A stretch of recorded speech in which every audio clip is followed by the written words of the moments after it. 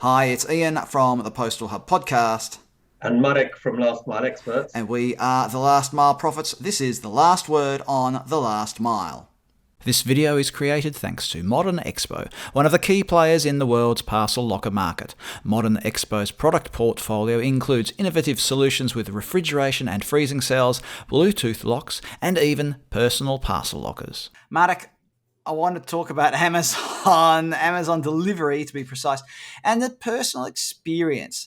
I ordered something off Amazon on the 11th of July, and it said, Amazon said, delivery will be on the 18th of July. And I thought that sounded pretty good because I knew it was coming from over 1,700 kilometres away. Following day, the 12th, so ring on my doorbell. I was all excited, Marek. Oh, I wonder what this is. What could this be? What delivery could it be? Hello, I said.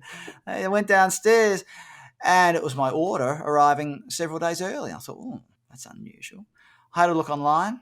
Instead of being transported by land or sea or anything like that, it had taken 2 airplanes to get to me in under 24 hours from when I clicked buy to when I received it. Now, on one hand, Mark, you say, well, that's part of the modern logistics miracle.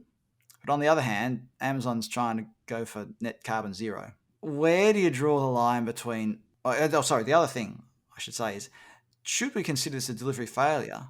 Because I wasn't advised in advance that my delivery would be today. I could have easily been out. I mean, I don't have a life, so I was home. But, right.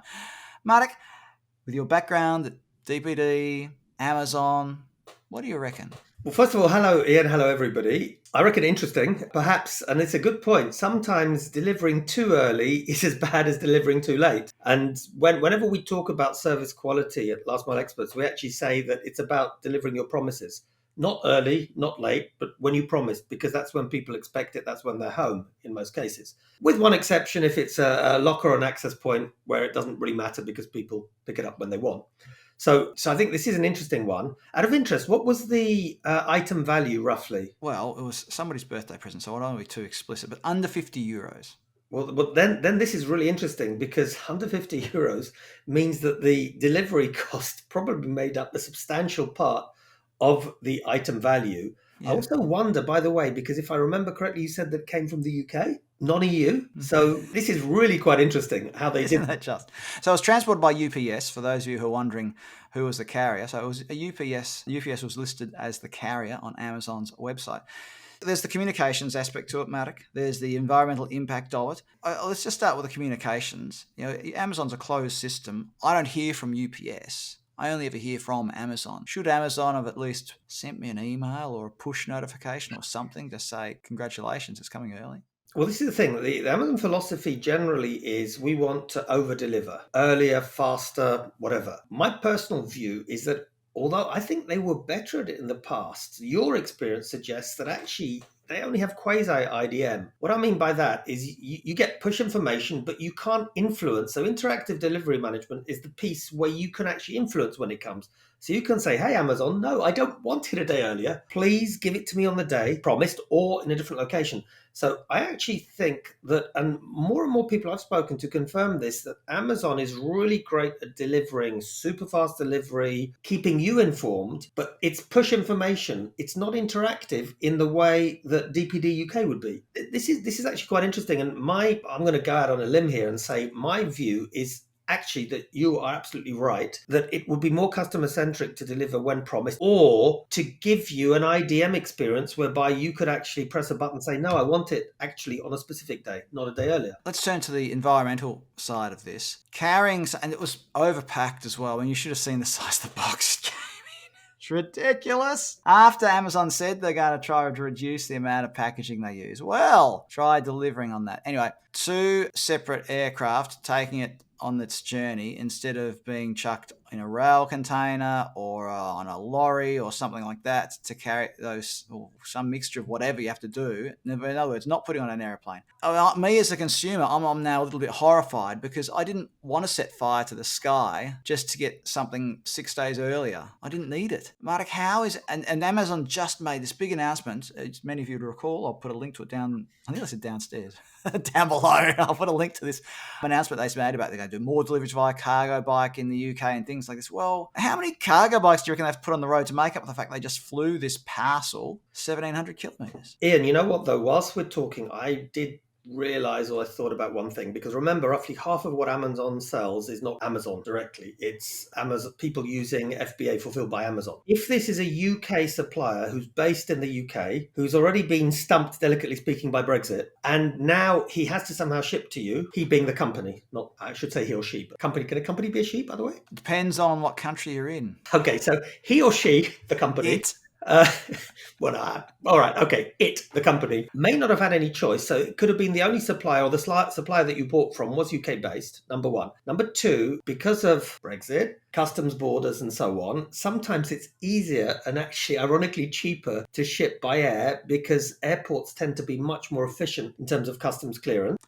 Oh, customs clearance. Yes, sorry. Yes. So airports can be more efficient in terms of customs, both in terms of cost and time. Although you make a really good point in that this thing was taken to an airport, went in 2 planes. Probably, was it home delivery or did you pick it up somewhere? Oh, home delivery.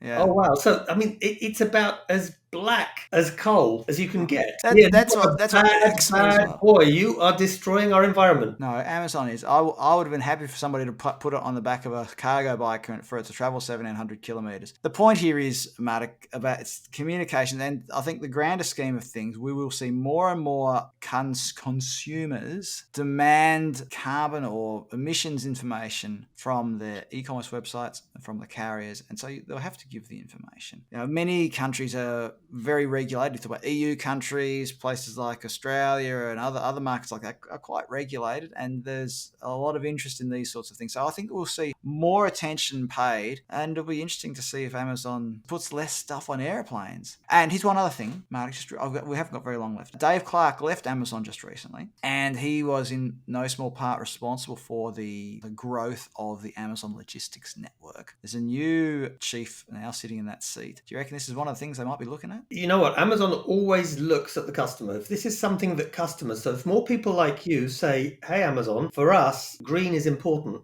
I think, yes. I'll add the fact that it's also important. Not only did it go through these, I would say, supposedly unnecessary channels, ecologically poor channels, but if I remember correctly, you said that it was a great big box with a small item. It was overpacked. We were shipping Not quite at the level of would you say you got to park a pen in a big box the other day? Not quite at that level, but I was surprised. So I think, Ian, yes, but it's in our hands. We need to tell companies like Amazon that we don't accept that.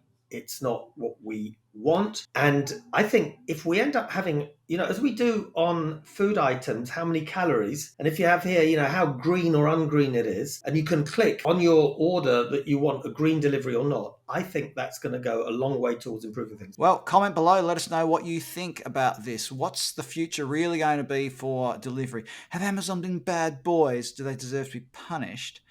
Or is this just an unfortunate error on their behalf? Comment below.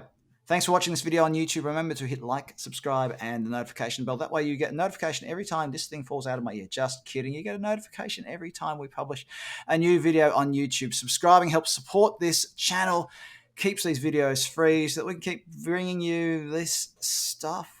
We don't always talk about parcel lockers. We haven't even mentioned parcel lockers in this episode. Amazing. Oh, wow. Now that is something, Mr. Kerr. There we go. Subscribe so that we don't mention parcel lockers.